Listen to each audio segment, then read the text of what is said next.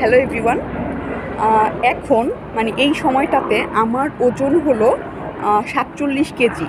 কিন্তু এই এই সময় থেকে 1 বছর আগেও আমার ওজন ছিল মানে 38 কেজি, 39 কেজি, এই মানে 39 কেজির উপরে কখনো উঠতই না। মানে এইরকম একটা অবস্থা ছিল। আমি অনেক মানে কি বলবো, অনেক স্ট্রাগল করে, অনেক চেষ্টা করে এখন পর্যন্ত মানে এখন যেই ওজনটা আছে আমি এই পর্যন্ত এসেছি আর কি।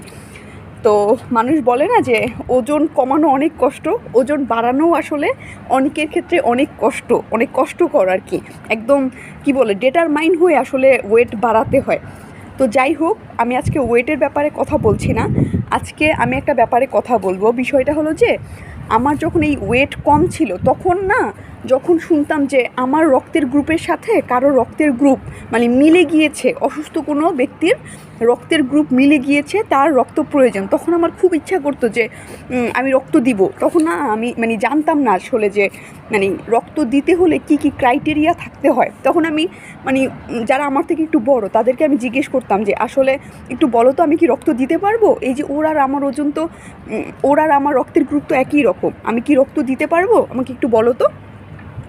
তো আজকের ভিডিওটা এই বিষয়টা নিয়েই আর কি, রক্তের গ্রুপ নিয়েই।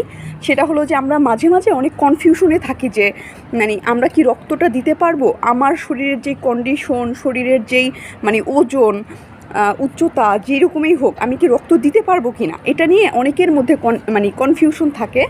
আর আমি দেখেছি যে এখন না সবসময় মানুষের মধ্যে রক্ত দেওয়ার মধ্যে, ব্লাড ডোনেশনের প্রতি একটা খুবই মানে ভালো টেন্ডেন্সি আছে। কিন্তু অনেক মানুষ আসলে জানে না যে মানে কী কী ক্রাইটেরিয়া থাকলে রক্ত দেওয়া যায়, ব্লাড ডোনেট করা যায় আর কি। তো আজকে আমি এই বিষয় নিয়েই